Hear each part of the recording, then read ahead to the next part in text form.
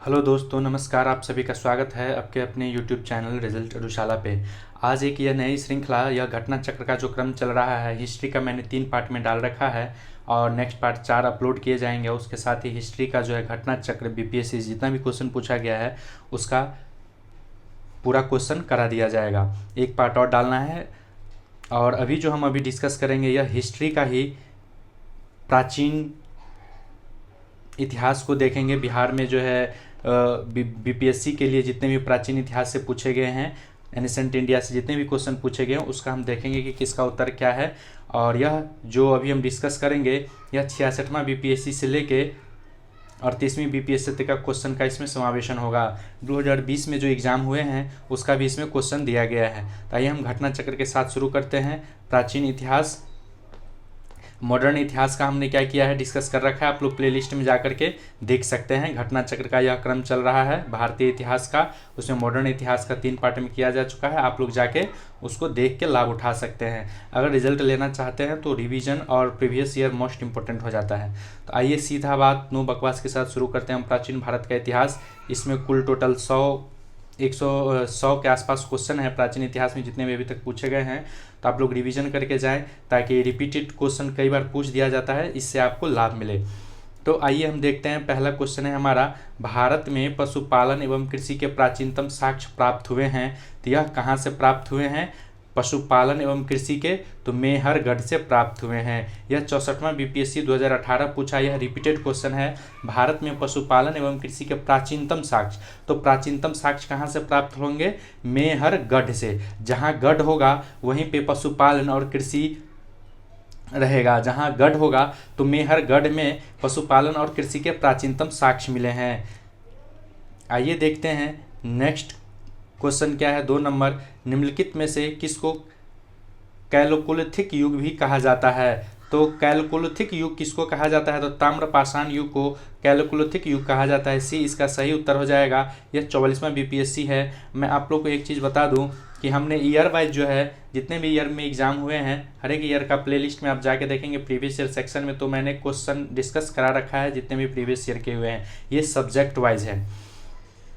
आइए हम next question देखते हैं। तीसरा, हड़प्पा में मिट्टी के बर्तनों पर सामान्यतः किस रंग का उपयोग हुआ था? तो यह लाल रंग का हुआ था। यह क्वेश्चन जो है 40 में बीपीएससी पूछा है। तो हड़प्पा में मिट्टियों के बर्तन पर सामान्यतः किस रंग का उपयोग हुआ था? तो लाल रंग का आप लोग याद रखेंगे। आइए देखते हैं हम नेक्स्ट क्वेश्चन। चौथा नंबर क्वेश्चन क्या है? सिंधु सभ्यता निम्नलिखित में से किस युग में पड़ता है? तो यह आदि ऐतिहासिक काल हो जाएगा। सिंधु सभ्यता किस युग में पड़ता है? आदि ऐतिहासिक काल में। इसका आइए समय देखते हैं हम कि कितना से कितना को आदि ऐतिहासिक काल कहा जाता है। तो 2500 बीसी से लेकर के 600 बीसी तक को आदि ऐतिहासिक कहा जाता है। और 600 से के बाद के क्या बोलते हैं? मौर्य युग बोल देते हैं। मौर्योत्तर मौर्य युग बोल देते हैं। तो भारतीय इतिहास में 2500 बीसी से लेकर 600 बीसी तक का कालखंड को आदि ऐतिहासिक काल कहा जाता है। सैंधव सभ्यता आदि ऐतिहासिक काल की सभ्यता है। यही जो हड़प्पा सभ्यता है, सैंधव सभ्यता आदि ऐतिहासिक काल की सभ्यता है, क्योंकि यहाँ लेखन कला का तो ज्ञान है परंतु अभी तक पढ़ा नहीं जा सका है। आदि ऐतिहासिक काल हम किसको कहते हैं? तो जिसमें लिखित साक्ष्य प्रमाण है मगर हम सक्षम नहीं हैं, हम उतने पढ़े लिखे नहीं हैं उस लिपि को, उस युग में जो लिपि लिखा गया तो उसको हम समझ सके, उतनी हमारे पास समझ नहीं है, उतनी टेक्नोलॉजी अभी नहीं विकसित हुई है। उस समय के जो लिखा गया साक्ष्य उसको हम पढ़ सके, तो आदि ऐतिहासिक काल उसे कहेंगे जिसमें साक्ष्य तो प्रमाण है मगर हम पढ़ नहीं सकते हैं, पढ़ने में असमर्थ हैं। नेक्स्ट आते हैं हम 5 का, सिंधु घाटी सभ्यता की सबसे महत्वपूर्ण विशेषता क्या है? तो पकी हुई ईंटों से इमारत बना हुआ जो है सिंधु घाटी सभ्यता के मुख्य विशेषता हैं। और इसमें आइए देखते हैं इसी में क्या है, क्योंकि डिस्कस में क्वेश्चन इसीलिए इसका डिस्क्रिप्शन करवा रहा हूँ क्योंकि इसी से जो है बहुत सारे क्वेश्चन बन जाएंगे आपके। तो सिंधु घाटी सभ्यता के प्रमुख नगर नियोजन माना जाता है। प्रमुख विशेषता क्या था? तो नगर नियोजन था। यहाँ पर नगर कस्बे एक निश्चित योजना के अनुसार बसाए जाते थे। पक्की ईंटों से बनी इमारत में मोहनजोदड़ो का विशाल स्नानागार प्रमुख है। तो मोहनजोदड़ो का विशाल स्नानागार कहाँ है? तो मोहनजोदड़ो का विशाल स्नानागार कहाँ है? तो मोहनजोदड़ो में है। ठीक है। इसकी सतह पक्की ईंटों का थी जिसे जिप्सम तथा मोटारों द्वारा जोड़ा गया था। तो विशाल स्नानागार कहाँ प्राप्त हुआ है? तो मोहनजोदड़ो से। नेक्स्ट आते हैं हम 6 नंबर क्वेश्चन, निम्नलिखित में से कौन सा एक हड़प्पा का बंदरगाह है। यह आप लोग याद रखेंगे, यह रिपीटेड क्वेश्चन है। लोथल एक हड़प्पा का बंदरगाह है। यह 66वां बीपीएससी 65वें बीपीएससी पूछा हुआ है। हड़प्पा का एक बंदरगाह कौन सा है? लोथल है। हड़प्पीय नगर लोथल गुजरात के अहमदाबाद में भोगवा नदी पर किनारे स्थित है। यह सर्वाधिक महत्वपूर्ण उपलब्धि हड़प्पा कालीन बंदरगाह है। तो हड़प्पा कालीन में जो है लोथल एक प्रमुख बंदरगाह था। नेक्स्ट नंबर आते हैं, निम्नलिखित में से किस हड़प्पा कालीन में टेराकोटा का हल प्राप्त हुआ है। तो दोस्तों टेराकोटा का हल कहाँ से प्राप्त होगा? बनवाली। आप लोग को एक चीज बता रहा हूँ, हल बोल रहा है तो हल कहाँ प्राप्त होगा? तो बनवाली में। हल कहाँ प्राप्त हुआ? तो बनवाली। कहाँ हल बनाएंगे हम? हल कहाँ बनाएंगे? याद रखिएगा, हल कहाँ बनाएंगे? बनवाली में। हल कहाँ बनाएंगे? कहाँ मिला है टेराकोटा का हल? तो बनवाली में। यह कहाँ स्थित है बनवाली? तो हरियाणा के फतेहाबाद में स्थित है। बनवाली से टेराकोटा का हल प्राप्त हुआ। यह हरियाणा के फतेहाबाद में स्थित है बनवाली। बनवाली हल कहाँ बनवाएंगे टेराकोटा का? बनवाली में जाके बनवाएंगे। नेक्स्ट आते हैं हम 8 नंबर, निम्नलिखित में किस हड़प्पन नगर में जुते हुए खेतों के निशान मिले हैं। तो जुते हुए खेतों के निशान कहाँ मिले हैं? तो बंगाल में मिले हैं। जुते हुए खेतों के निशान कहाँ मिले हैं? बंगाल में मिले हैं। यह 66वां बीपीएससी देखिए पूछा हुआ है। बंगाल मैंने बोल दिया दोस्तों, सॉरी, कालीबंगा में मिले हैं। कालीबंगा में मिले हैं। किस हड़प्पा नगर में जुते हुए खेतों के साक्ष्य मिले हैं? तो कालीबंगा में। और लोथल जानते हैं आप लोग, एक बंदरगाह है। मोहनजोदड़ो में विशाल स्नानागार मिला है। धौलावीरा में नल निकासी का प्रमाण मिला है। नेक्स्ट आते हैं हम, आइए, निम्नलिखित में से कौन सा हड़प्पा और मोहनजोदड़ो के उत्खनन से संबंधित नहीं है। तो हड़प्पा और मोहनजोदड़ो से उत्खनन से कौन संबंधित है? तो देख लीजिए, बनर्जी जी हैं ही, के.एन. दीक्षित भी हैं, वत्स भी हैं, और V.A. स्मिथ जो हड़प्पा सभ्यता से संबंधित नहीं है। तो 1921 में दयाराम साहनी ने हड़प्पा सभ्यता का सर्वेक्षण किया था। यह भी पूछ देता है कि सर्वेक्षण कौन किया था? तो दयाराम साहनी ने। और मोहनजोदड़ो की सर्वप्रथम खोज 1922 में हुई थी। आइए देखते हैं हम नेक्स्ट क्वेश्चन।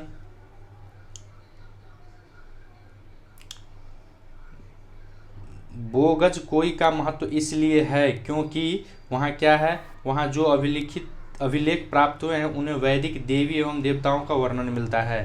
बोग जो कोई इसीलिए महत्व है क्योंकि वहाँ अभिलेख प्राप्त हुए, उसमें वैदिक देवी एवं देवताओं का वर्णन मिला है। यह 14वीं शताब्दी ईसा पूर्व के कुछ अभिलेख मिले हैं। नेक्स्ट है 11 नंबर क्वेश्चन, प्रसिद्ध 10 राजाओं का युद्ध किस नदी पर लड़ा गया था।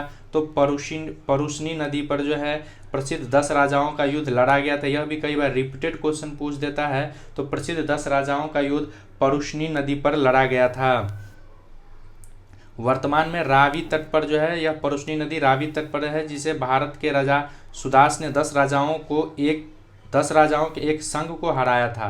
राजा कौन थे? भरतों के सुदास राजा ने 10 राजाओं के एक संघ को हराया था। इस संघ में आर्यों के प्रमुख जन अनु, दु, यदु, पुरु, तुर्वजु तथा 5 लघु जनजातीय समूह सम्मिलित थे, जिनके पुरोहित विश्वामित्र थे।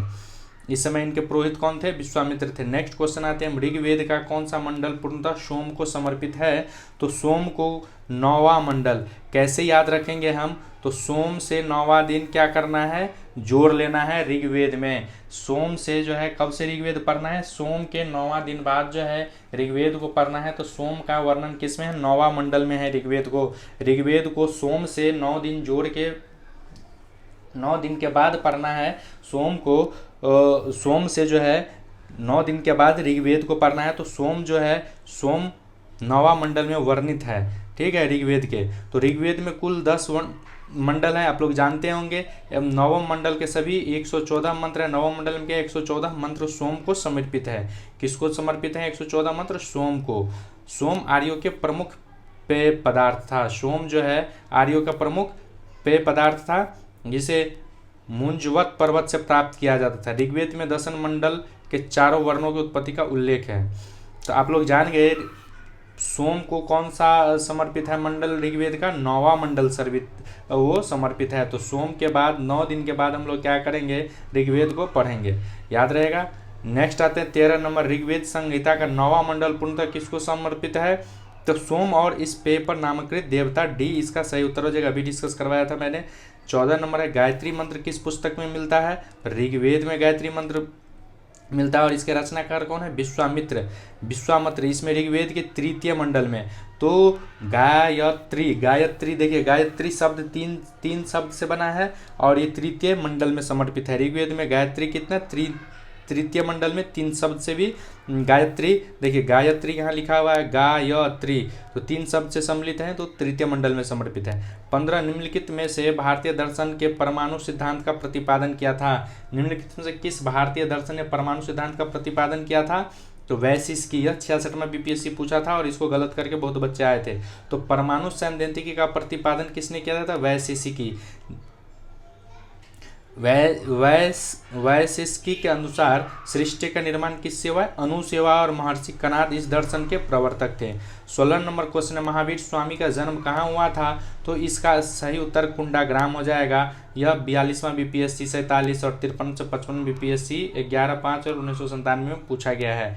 तो आप लोग याद रखें। वैसे मैं आपको बता दूं कि बिहार समग्र जो पुस्तक है उसका मैंने प्राचीन इतिहास का पूरा सेक्शन जो है 87 क्वेश्चन है टोटल मैंने करवा दिया है। तो आप लोग वहां से जाके उसको प्राचीन इतिहास अगर बिहार स्पेशल देखना चाहते हैं तो वहां से देख लीजिए, कोई भी क्वेश्चन बिहार से नहीं छूटेगा। तो महावीर स्वामी का जन्म आप लोग जान गए, कुंडाग्राम में हुआ था, वैशाली के निकट लगभग 599 ईस्वी पूर्व हुआ था। उनकी माता का भी नाम कई बार पूछ देता है, तो त्रिशलाम उनके माता का नाम था और लिच्छवी गणराज्य के प्रमुख चेटक की बहन थी। और सिद्धार्थ के पिता जो है जात्रिक कुल क्षत्रिय संघ के प्रधान थे। नेक्स्ट आते हैं हम, कौन सा हमारा क्वेश्चन है, आइए देखते हैं। 17 नंबर, महावीर जैन की मृत्यु निम्नलिखित में से किस नगर में हुई? तो महावीर की मृत्यु कहाँ हुई थी? पावापुरी में। महावीर स्वामी का जन्म 599 ईस्वी पूर्व, मतलब 600 ईस्वी पूर्व, ध्यान रखिएगा 599, 600 से एक कम, 599 ईस्वी पूर्व वैशाली के निकट कुंडाग्राम में हुआ था। उनके पिता जात्रक क्षत्रिय कुल के प्रधान थे और वजीर संघ का एक प्रमुख सदस्य थे। तो 527 ईस्वी पूर्व के लगभग 72 आयु में राजगिरी के समीप इनका देहांत हो गया, शरीर इन्होंने त्याग दिया 72 वर्ष की आयु में, 527 ईस्वी पूर्व। नेक्स्ट है, भगवान महावीर का प्रथम शिष्य कौन था? तो महावीर का बुद्ध का जो प्रथम शिष्य था जमाली था और यही उनका दामाद था। सॉरी, भगवान महावीर का प्रथम शिष्य, तो महावीर का प्रथम शिष्य कौन था? जमाली था, मैंने शायद बुद्ध बोल दिया था, सॉरी दोस्तों। तो भगवान महावीर का प्रथम शिष्य कौन था? जमाली था और यही इनका दामाद था। उस पुत्री का विवाह जमाली नाम के क्षत्रिय से हुआ जो बाद में महावीर स्वामी का अनुयायी बन गया। तो दोस्तों इसके लिए इंटरेस्टिंग बताता हूँ कि जमाली जो है, जो महावीर स्वामी का जो दामाद था, वह अपने बीवी से मोह भंग हो गया और मोह भंग हो गया तो अपने ससुर के साथ क्या किया? चल लिया, झोला झपड़ी उठाया और बन गया वो बाबा जी, जिसको अपने शब्द में बोलते हैं, या सन्यासी बन गया। तो मोह भंग हो गया बीवी से, बीवी इतनी लड़ती होगी मोह भंग हो गया और वो अपने ससुर के साथ जो है निकल पड़ा। और देखिए नेक्स्ट है, और इसी में दिया है, जमाली ने बाद में महावीर का विरोध किया और बहुरतावाद नामक नए संप्रदाय की शुरुआत की। तो जमाली जो है नया संप्रदायवाद कौन स्टार्ट किया? तो बहुरतावाद नामक एक नया संप्रदाय का वो शुरुआत किया। और 11 शिष्य थे जिन्हें गंधर किसको कहा जाता था? जो 11 शिष्य थे अन्य प्रधान शिष्य, उन्हें गंधर कहा जाता था, उनके नाम यहाँ पे दिए गए हैं। नेक्स्ट आइए 19 नंबर, निम्नलिखित में से कौन सबसे पूर्वकालिक जैन ग्रंथ कहलाता है? तो 14 पूर्व जो है जैन ग्रंथ कहलाता है। 14 पूर्व प्राचीनतम जैन ग्रंथ है, 14 पूर्व प्राचीनतम जैन ग्रंथ है। अंतिम नंद राजा के समय में समभूत विजय तथा भद्रबाहु संघ के अध्यक्ष थे। इसी ने महावीर प्रसाद 14 पूर्व विषय में जानने वाले अंतिम व्यक्ति थे। और 12 अंग जैन समितियों के सिद्धांत संकलन का प्रथम जैन सभा आयोजित किया गया था। ये देख लीजिए। तो कई बार पूछ देखते थे कि 14 पूर्व किससे संबंधित है? तो यह जैन धर्म से संबंधित है और इसमें जो है भद्रबाहु के अध्यक्षता में जो है इसको संकलन किया गया था और यही अंतिम शिष्य थे जो इनके बारे में जानते थे। महात्मा बुद्ध। नेक्स्ट है, महात्मा बुद्ध ने अपना पहला धर्म चक्र प्रवर्तन किस स्थान पर दिया? तो महात्मा बुद्ध ने, अब आते हैं महावीर स्वामी का खत्म हो गया, नया आते हैं, महात्मा बुद्ध ने अपना धर्म चक्र प्रवर्तन किस स्थान पर दिया? तो यह सारानाथ में जो है धर्म चक्र प्रवर्तन दिया। महात्मा बुद्ध ने अपना पहला धर्म चक्र प्रवर्तन कहाँ दिया? सारानाथ में दिया। सार में क्या किया? नाथ दिया सारे धर्म को, अपने ज्ञान को। धर्म चक्र प्रवर्तन किसको कहते हैं? जहाँ ज्ञान दिए उन्होंने, तो सारानाथ में दिए। 35 वर्ष की अवस्था में वैशाखी पूर्णिमा के दिन रात्रि पीपल नीचे के वृक्ष ज्ञान प्राप्त हुआ, यह लग आप लोग जानते होंगे। और प्रथम उपदेश को धर्मचक्र प्रवर्तन कहा जाता है, और जब वो अपने शरीर को त्यागे थे तो महापरिनिर्वाण कहा जाता है। उन्होंने उपदेश दिया था कि दुख है तो दुख का कारण भी है, दुख का कारण है तो दुख का अंत भी है, और अंत है तो उसके समाधान से संबंधित उन्होंने 4 आर्य सत्य, इसी को 4 आर्य सत्य कहते हैं। दुख है, दुख के कारण है, दुख का अंत भी है और उसका समाधान भी है। नेक्स्ट आते हैं 21 नंबर, महात्मा बुद्ध का परिनिर्वाण कहाँ हुआ था। तो महापरिनिर्वाण का अर्थ होता है उन्होंने कब अपना शरीर त्यागा था या कब मृत्यु को प्राप्त हुए थे। तो यह कुशीनगर में हुए थे। अलारकामा जो है, आइए देखते हैं, जो कुशीनगर में उन्होंने महापरिनिर्वाण किया था। 47वां 53वें BC में पूछा है। तो महात्मा बुद्ध ने अपना पहला उपदेश कहाँ दिया? सारनाथ में दिया। और सबसे अधिक बौद्ध धर्म का प्रचार किस राज्य में, यह भी पूछता है, तो कौशल राज्य में हुआ। कौशल राज्य में जो है सबसे अधिक बौद्ध धर्म का प्रचार हुआ। कौशल नरेश प्रसेनजीत ने भी अपने परिवार के साथ बुद्ध की शिष्यता ग्रहण कर ली। प्रसेनजीत जो था, कौशल प्रसेनजीत जो है कौशल राज्य में, और कौशल प्रसेनजीत ने अपने परिवार के साथ जो है बुद्ध की सदस्यता ग्रहण कर ली। और देखिए वो कहाँ पे पहुँचे, तो अपना प्रचार करते हुए मल्लों की राजधानी पावापुरी पहुँचे। पावा पहुँचे और वे चुंद नामक लोहार के अम्र वाटिका में ठहरे। बुद्ध ने उनको सुकर मददव खाने को दिया। उसने बुद्ध को, तो बुद्ध को जो है जहाँ वो ठहरे थे लोहार के यहाँ, चुंद नामक लोहार के यहाँ जो ठहरे थे, तो चुंद ने बुद्ध को क्या खाने को दिया? सुकर मद दव खाने को दिया। इससे उन्हें क्या हो गया? अतिसार हो गया, रक्तिसार हो गया, उन्हें रक्तिसार हो गया और भयानक पीड़ा उत्पन्न हुई। इस वेदना के बाद कुशीनगर में मल्ल गणराज्य की राजधानी पहुंचे और उन्हें वहीं पे शरीर त्याग कर दिया। बौद्ध ग्रंथ में इसको क्या कहा गया है? महापरिनिर्वाण कहा गया है। तो चुंद नामक लोहार के यहाँ ठहरे थे, क्या खाने को दिया गया था? सुकर मद दव खाने को दिया गया, तो उन्हें क्या हो गया? रक्तिसार हो गया, भयानक पीड़ा, और कुशीनगर में 483 ईस्वी पूर्व में शरीर को त्याग दिया 80 वर्ष की अवस्था में।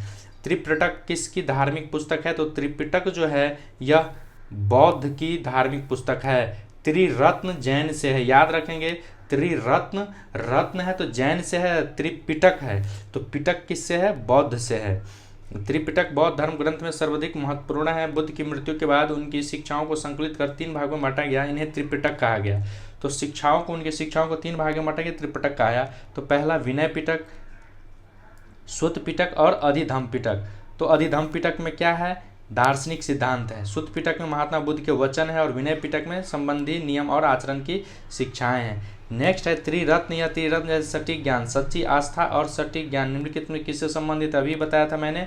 तो इसका क्या हो जाएगा उत्तर, बताइए आप लोग? जैन धर्म हो जाएगा। इसका सही उत्तर क्या हो जाएगा? जैन धर्म, सी उत्तर सही हो जाएगा, अभी बताया मैंने। जैन धर्म में मोक्ष को साधन बताए गए हैं त्रिरत्न, सम्यक दर्शन, सम्यक चरित्र और सम्यक ज्ञान से जो है ये 3 रत्न हैं। और ये 3 रत्न है, और त्रिरत्न और त्रिपिटक जो है ये बौद्ध धर्म है। त्रिरत्न, रत्न कहाँ है? जैन धर्म में है, और त्रिपिटक बौद्ध धर्म में। 24 नंबर आते हैं, निम्नलिखित में से कौन सी बात बौद्ध धर्म तथा जैन धर्म में समानता नहीं है? तो निम्नलिखित से कौन सी बात बौद्ध धर्म तथा जैन धर्म में समानता नहीं है? तो आत्मदमन जो है दोनों में समानता नहीं है। 40वां BPSC पूछा है। गौतम बुद्ध ने मध्यम वर्ग को उपदेश दिया था, वे मोक्ष के लिए कठोर साधन एवं काया क्लेश में विश्वास नहीं करते। जिसके विपरीत महावीर स्वामी ने मोक्ष की प्राप्ति के लिए घोर तपस्या तथा शरीर त्याग को आवश्यक बताया था। तो आत्मदमन का बौद्ध धर्म तथा जैन धर्म में समानता नहीं है। पशु हिंसा दोनों में विरोध किया गया, यह समानता है। कई बार यह भी पूछ देता है कि पशु हिंसा किसमें विरोध किया गया है। तो मैंने 66वां BPSC का जो एग्ज़ाम हुआ था, मैंने उसके क्वेश्चन में डिस्कस कर रखा है, यह क्वेश्चन पूछ चुका है। तो आप लोग से एक रिक्वेस्ट है कि आप लोग डिस्क्रिप्शन में जाए, विभिन्न सारे एग्जामों के जो लिंक दिए गए हैं, एडिटोरिया के करंट अफेयर जो भी है उसको डाला गया है। और उसके बाद रुक्मणी प्रकाशक का जो टेस्ट सीरीज है उसको भी मैंने डाल दिया है। और हाल ही में समग्र अपने इतिहास का जो भी क्वेश्चन पूछे जाएंगे उसको मैंने कवर करवा दिया है। तो हिस्ट्री का सेक्शन जो है लगभग कंप्लीट होने वाला है। अब साइंस की बारी है। तो बोधगया में वृक्ष अपने वंश की इस पीढ़ी का है। तो अभी कौन सी पीढ़ी का है? 5वें वंश का बोधगया में वृक्ष है। मतलब जो ओरिजिनल बोधगया वृक्ष जहाँ ज्ञान प्राप्त हुआ था उसको बंगाल के शासक शशांक ने काट दिया था, और फिर वहीं पे कोई और वृक्ष लगाया या उसी के टहनी से निकला। तो अभी 5वीं पीढ़ी का जो है बौद्ध वृक्ष है बोधगया में। पंचम मतलब पांचवी पीढ़ी। 26 नंबर है बराबर की गुफाओं का उपयोग किसने आश्रय गृह के रूप में किया था? तो बराबर का उपयोग किसने? आजीविकों ने किया था। नेक्स्ट आते हैं हम, आजीवक संप्रदाय के संस्थापक कौन थे? तो आजीवक संप्रदाय के संस्थापक मखली गोशाल थे। मखली गोशाल आजीवक संप्रदाय के संस्थापक थे। मखली गोशाल आजीवक संप्रदाय के संस्थापक थे। मखली गोशाल प्रारंभ में किसके शिष्य थे? महावीर के। आजीवक संप्रदाय के संस्थापक कौन है? तो मखली गोशाल। और मखली गोशाल किसके शिष्य थे? महावीर थे। किंतु बाद में मतभेद हो गया गुरु शिष्य में और महावीर की शिष्यता त्याग कर आजीवक नामक स्वतंत्र संप्रदाय की स्थापना की। इनका मत नियतवाद को कहा जाता है, जिसके अनुसार संसार के प्रत्येक वस्तु भाग्य द्वारा पूर्व नियंत्रित एवं संचालित होते हैं। दोनों में किसी कंसेप्ट पे झगड़ा हो गया और इन्होंने अपना एक अलग मत चलाया, आजीवक संप्रदाय। तो आजीवक संप्रदाय के कौन अनुयायी थे यह भी पूछा जाएगा, यह बिंदुसार हो जाएगा इसका उत्तर। अभी देख लीजिए आजीवक संप्रदाय के संस्थापक कौन है? तो मखली गोशाल हैं और महावीर के ये शिष्य थे। नेक्स्ट है 28 नंबर, पाटलिपुत्र के संस्थापक उदयीन थे। यह आप लोग जानते होंगे, उदयीन पाटलिपुत्र के संस्थापक थे। पाटलिपुत्र के उदयीन गंगा और सोन नदी के संपूर्ण एक किला बनाया था और राजगृह राजधानी था इसका पहला। पाटलिपुत्र बाद में स्थानांतरित कर दिया। यह नगर शिशुनाग वंश, नंद वंश और मौर्य वंश की भी राजधानी रही है। नेक्स्ट 28 नंबर, किस शासक द्वारा सर्वप्रथम पाटलिपुत्र की राजधानी के रूप में चयन किया गया? तो पाटलिपुत्र के द्वारा जो है पाटलिपुत्र के उदयीन द्वारा चयन किया गया था। हर्यक वंशीय शासक। उदयीन किस वंश का शासक है? हर्यक वंश का शासक है। उदयीन और उदयभद्र के शासनकाल की प्रमुख घटना गंगा एवं सोन नदियों के संगम पाटलिपुत्र नगर की स्थापना। नेक्स्ट आते हैं हम 30 नंबर क्वेश्चन, निम्नलिखित में से किस राजा ने पाटलिपुत्र नगर बसाया था? तो निम्नलिखित में से किस राजा ने? तो ये बता दिया आपको, अजातशत्रु। इसको ये रिपीटेड क्वेश्चन इसलिए मैं आपको बताता हूँ कि जितना प्रीवियस ईयर करके जाएंगे रिपीटेड क्वेश्चन पूछा जाता है, आपका स्कोर उतना ही बढ़ेगा और सफलता के उतने ही नज़दीक होंगे। आप लोग से एक और रिक्वेस्ट है, रिजल्ट एडुशाला को आप ज़्यादा से ज़्यादा सब्सक्राइब कीजिए, लाइक शेयर कमेंट कीजिए। इस वीडियोज़ का व्यूज़ जो है कम से कम 2000 व्यूज़ होना चाहिए, 2000 व्यूज़ होना चाहिए। नेक्स्ट वीडियो अपलोड करके रखा गया है, उसको अपलोड कर दूंगा 2000 व्यूज़ जैसे ही होगा। और कम से कम 500 सब्सक्राइबर इस वीडियो आप लोग देख रहे हैं तो कोशिश कीजिए कि सब्सक्राइबर इसका बढ़े। लाइक शेयर कमेंट भी कीजिए। अगर आप सुझाव देना चाहते हैं तो कमेंट कीजिए। कोई और सेक्शन पे वीडियो देखना चाहते हैं तो हमें बताएं आप। तो 31 नंबर है, विश्व का पहला गणतंत्र वैशाली में किसके द्वारा स्थापित किया गया था? तो लिच्छवियों के द्वारा पहला गणतंत्र वैशाली में स्थापित किया गया था। 32 नंबर है, मगध की प्रारंभिक राजधानी कौन सी थी? तो मगध की प्रारंभिक राजधानी ग्रीवव्रज थी। मगध की प्रारंभिक राजधानी ग्रीवव्रज, ये 66वां बीपीएससी भी पूछा है। मगध की प्रारंभिक राजधानी पहला राजधानी राजगृह या ग्रीवव्रज थी। पुराणों के अनुसार मगध राजवंश बृहदत्त वंश था। यह भी पूछता है कि मगध पर शासन करने वाला प्रथम राजवंश तो बृहद्रथ था। इस वंश के पहले राजा बृहदत्त का पुत्र जरासंध था। तो जरासंध महाभारत से संबंधित है, जिनसे इन्होंने मगध को बसाया था, जिसने राजगृह ग्रीवव्रज को अपनी राजधानी बनाया। और बौद्ध ग्रंथों के अनुसार मगध का प्रतापी शासक बिंबिसार था। यह हर्यक वंश से संबंधित था। इसकी मृत्यु। नेक्स्ट आते हैं हम 33 नंबर क्वेश्चन, अजातशत्रु वंश का नाम क्या है? यह हर्यक है। आपको बताया था कि हर्यक वंश है अजातशत्रु और बिंबिसार जो है हर्यक वंश से है। मौर्य वंश का बिंदुसार है, ध्यान रखेंगे। हर्यक वंश से संबंधित है। बिंबिसार की हत्या कर राजगद्दी पर बैठा था। इसकी हत्या भी इसके पुत्र उदयीन कौशाम्बी वत्स राजा के कर दी थी। तो आप लोग जानेंगे हर्यक वंश के अजातशत्रु हैं, हर्यक वंश से संबंधित। नेक्स्ट हम आते हैं 34 नंबर, सेंड्रोकोटस से चंद्रगुप्त मौर्य की पहचान किसने की है? तो ये विलियम जोन्स ने की है। सेंड्रोकोटस से चंद्रगुप्त की पहचान किसने की है? विलियम जोन्स ने किया है। नेक्स्ट आते हैं हम देखते हैं 35 नंबर, ब्राह्मणी लिपि को सर्वप्रथम किसने पढ़ा था? तो ब्राह्मणी लिपि को जेम्स प्रिंसेप ने पढ़ा था। ब्राह्मणी लिपि को सर्वप्रथम किसने पढ़ा था? जेम्स प्रिंसेप ने। ब्राह्मणी लिपि को जेम्स प्रिंसेप ने पढ़ा था सर्वप्रथम। नेक्स्ट हम आते हैं 1937 में जेम्स प्रिंसेप नामक अंग्रेजी विद्वान ने ब्राह्मणी लिपि को पढ़ा था और उल्लेखों में उन्हें देवनाम प्रिय सिंघल के राजा तिसल ने देवनाम प्रिय नामों से जाना जाता था। नेक्स्ट आते हैं हम 36 में, मेगास्थनीज की पुस्तक का नाम क्या है? इंडिका इसका सही उत्तर हो जाएगा।